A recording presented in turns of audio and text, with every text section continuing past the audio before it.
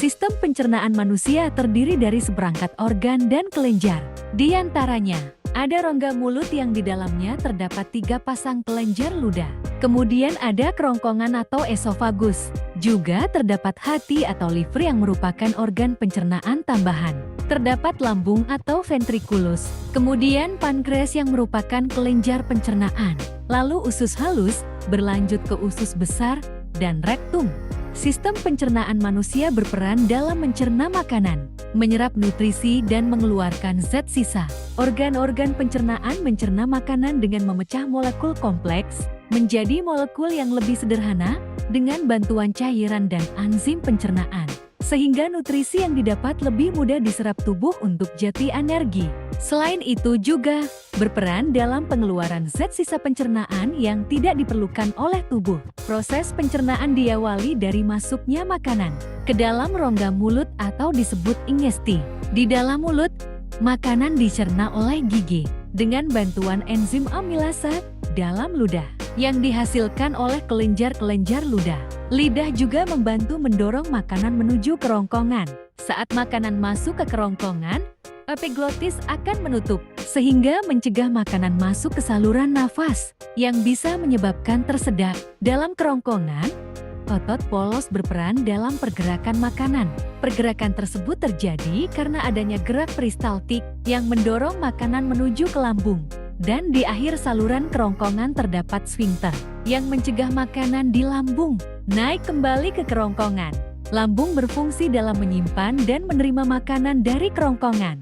Lambung terbagi dari beberapa bagian, di antaranya fundus, kardia, antrum, dan pylorus. Lambung merupakan organ yang menyerupai kantong, dengan dinding berupa otot-otot polos yang berfungsi dalam mencerna makanan secara mekanik. Sedangkan proses pencernaan secara kimiawi dilakukan dengan menyekresikan getah pencernaan, dengan mencampurnya melalui pengadukan, sehingga menghasilkan partikel yang lebih kecil dan mudah larut. Adapun enzim dan getah pencernaan yang disekresikan lambung, di antaranya enzim amilase yang berfungsi melanjutkan pencernaan amilum. Kemudian enzim lipase yang membantu proses pemecahan lemak menjadi asam lemak. Juga asam klorida atau cairan asam lambung yang berperan untuk menghambat infeksi dan membunuh bakteri, serta meningkatkan kadar keasaman yang dapat mengaktifkan pepsinogen menjadi pepsin untuk merombak protein.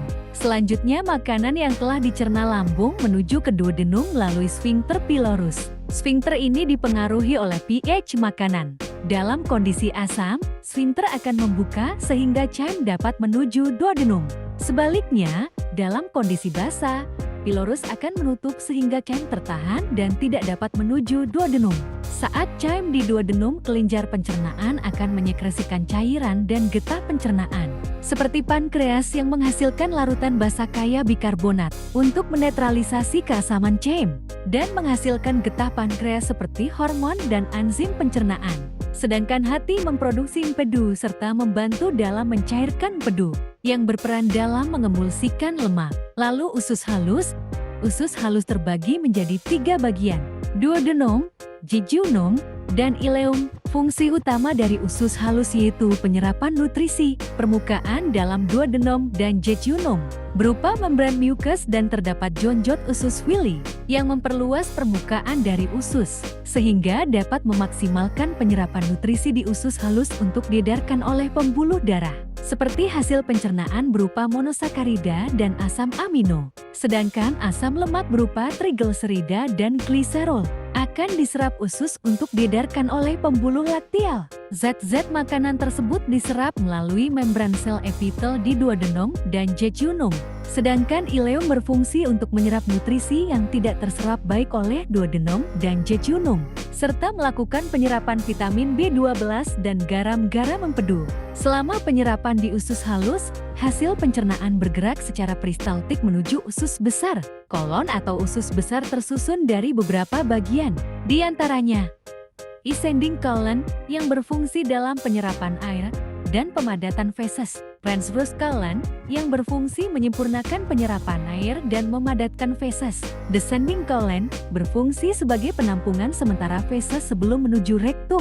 Sigmoid colon memiliki kontraksi otot yang kuat berfungsi dalam menekan feses agar mudah dikeluarkan ke rektum. Rektum sebagai tempat penyimpanan sisa pencernaan yang berupa feses sebelum dikeluarkan melalui anus. Usus besar membantu menjaga keseimbangan cairan tubuh dengan menyerap 80–90 air dan elektrolit. Selain itu, usus besar memproduksi mucus yang berperan menjadi pelumas untuk mempermudah feses bergerak menuju rektum. Pada usus besar terdapat berbagai jenis bakteri yang akan mencerna sisa makanan yang tidak dapat dicerna.